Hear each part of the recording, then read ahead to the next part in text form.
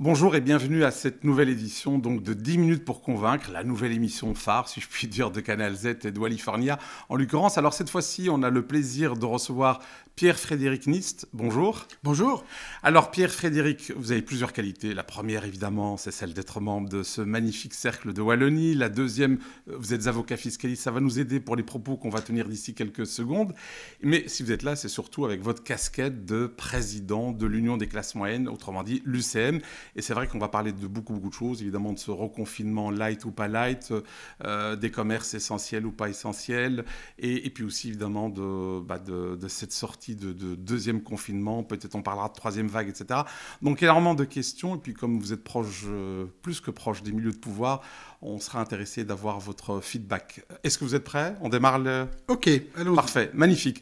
Alors la première question, j'ai lu, comme d'autres, dans la presse, votre déclaration lorsqu'on a annoncé ce confinement, sans le dire vraiment, c'est que vous avez crié au scandale. Pourquoi le scandale? Puisqu'on vous explique à longueur de journée que nos hôpitaux sont au bord de l'explosion. UCM représente les indépendants et les PME de Wallonie et de Bruxelles, et nous sommes les porte-parole de ces gens-là. C'est eux qui sont bien sûr scandalisés. Pourquoi? Parce que ça fait 7 mois que nous vivons cette pandémie, et on a un peu l'impression que les indépendants et les PME ont, de leur côté, pris les dispositions nécessaires en termes sanitaires. On a investi dans les commerces, on a acheté des parois en plexi, on a acheté du gel, on a acheté tout ce qu'il fallait pour respecter les guides de lutte du Covid au travail. Vous parlez même de 1500 € en moyenne. Alors voilà, les commerçants ont investi. Certains, je crois qu'en moyenne, on arrive à 1500 € par commerce. C'est important. C'est important dans cette période difficile, bien entendu. Et on a un peu l'impression que tous ces efforts ont été complètement balayés. Donc le premier sentiment, ça a été effectivement d'être un peu frustré et un peu scandalisé par rapport à cette décision de fermeture. Nous avions des alternatives. Nous étions prêts à limiter la durée des visites dans les magasins. Nous étions prêts à diminuer le nombre de personnes, qu'on aille faire ses courses tout seul. Nous avions déjà l'idée de transposer le take-away de l'Horeca dans le non-commerce. Donc nous avions des alternatives et ça n'a pas été retenu. Soit on constate aussi que les chiffres sur le plan sanitaire, ce que les indépendants n'ont jamais contesté, on constate que ces chiffres, malheureusement, sont catastrophiques. Il faut bien se faire à l'idée. Alors clairement, ni vous ni les autres associations n'avaient été écoutées par le gouvernement. Clairement, alors on peut le déplorer ou pas, malgré que vous ayez effectivement proposé des alternatives. Mais on pourrait dire, en tout cas, ça serait peut-être une sorte de baume sur votre, je dirais, blessure, c'est que le gouvernement a tenu compte d'un certain nombre de distorsions, de concurrence déloyale. Par exemple, les grandes surfaces ne peuvent pas vendre des produits non alimentaires. C'est quand même un plus. Oui, c'est un plus. Mais c'est comme ça qu'il faut le voir. Il y a toujours des aspects négatifs et des aspects positifs. Dans les positifs, je vais en retenir 3. Vous avez raison. Oui. C'est le deuxième confinement. On a tiré les leçons du premier. Et la première leçon, c'était de dire ceux qui vendent de l'alimentaire, notamment les grandes surfaces, font de la concurrence déloyale par rapport à ceux qui doivent fermer sur les produits non alimentaires. Le gouvernement l'a bien compris et donc il est prévu maintenant que tout ce qui est non alimentaire, les grandes surfaces doivent non seulement fermer les rayons, mais vider les rayons concernant le non alimentaire. Donc ça, c'est un ouf de soulagement. Donc ça, quand même. C'est un ouf de soulagement, certainement. Deuxièmement, on a retravaillé ce qui est commerce essentiel. Alors c'est vrai qu'il y a encore des frustrations à ce niveau-là, mais aujourd'hui, après 7 mois de confinement, ce qui est essentiel n'est peut-être plus nécessairement ce qui était exclusivement essentiel au mois de mars. Je m'explique, après 7 mois, l'aspect psychologique, l'aspect santé mentale intervient, et notamment, vous avez les librairies,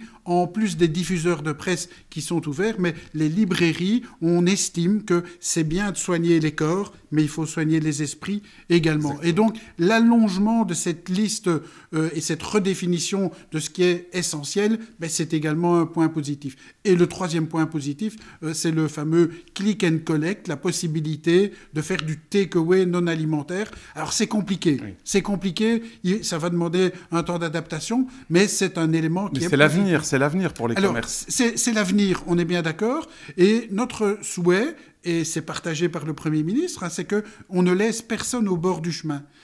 Souvenez-vous, Alexander De Croo avait fait une tournée digitale il y a 2 ans. Quand il était ministre du numérique. Voilà, et il avait déjà dit il faut que tout le monde fasse un pas en avant et qu'on ne laisse personne au bord du chemin en ce qui concerne la transition digitale. Eh bien, c'était exactement déjà notre discours. Il faut encourager et pas pénaliser, pas culpabiliser. Il faut encourager cette transition digitale et nous souhaitons effectivement que les pouvoirs locaux apportent leur pierre à l'édifice et qu'on ait, par exemple, des entrepôts dans les communes où les commerçants locaux peuvent se regrouper et peuvent vendre via un site internet leur production. Ça, c'est important. Il faut que le petit commerçant aujourd'hui soit encouragé pour faire comme les grandes plateformes Amazon, etc. Alors, Pierre-Frédéric, l'autre point qui vous chagrine, c'est évidemment le deadline, la date butoir. Pour le moment, c'est le 13 décembre. Vous y croyez-vous vraiment qu'on va relâcher la bride, si je puis dire, le 13 décembre, 9 jours avant la Noël, avec le risque de rush ? Est-ce qu'il ne faut pas simplement dire aux gens que ce sera au moins en janvier, pas avant ? Eh bien, que nous disent nos commerçants ? Ils nous disent, aujourd'hui, c'est vrai, on doit faire un effort pour sauver Noël. Si, et ils acceptent de fermer, si on peut sauver Noël. Ça, c'est ce qui était dit il y a à peu près une semaine. Aujourd'hui, on constate que les chiffres sur le plan sanitaire continuent à monter, un peu moins vite, il faut toujours souligner ce qui est positif. Est-ce qu'on va sauver les fêtes de fin d'année ? Je n'en sais rien. Je n'en sais rien. Nous souhaitons, bien entendu, mais nous ne souhaitons pas non plus que si on rouvre le 13, qu'il y ait un rush dans les villes. Aujourd'hui, les centres-villes, ce sont de véritables déserts. C'est catastrophique, c'est déprimant.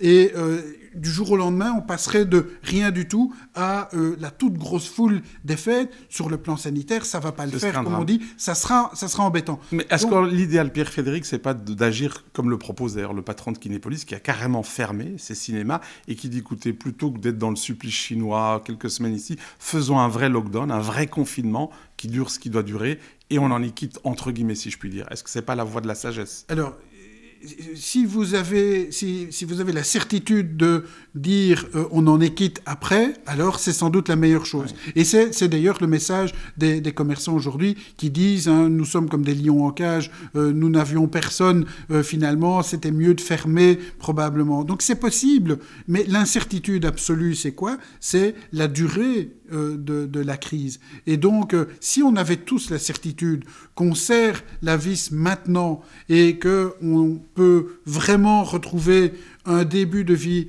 normal encore en 2020, oui, c'est bien entendu la meilleure solution. Mais n'oublions pas, ça a un coût. Fermer, ça a un coût. Je vous rappelle que quand vous n'avez plus du tout de rentrée, sauf via le click and collect, mais il faut le mettre en place, ça n'est pas évident. Vous avez par contre tous vos frais fixes qui, eux, ne disparaissent pas. Bien au contraire, il faut continuer à payer le loyer, il faut continuer à rembourser les crédits bancaires, il faut continuer à payer les factures d'énergie. Alors, en ce qui concerne le personnel, il y a la possibilité de recourir au chômage, version chômage Corona. Ça, c'est à qui ? Alors, nous sommes dans la même situation qu'au mois de mars. Nous demandons qu'on retourne dans cette situation du mois de mars, c'est-à-dire qu'on mette l'accent sur le chômage temporaire, force majeure, simple et immédiat.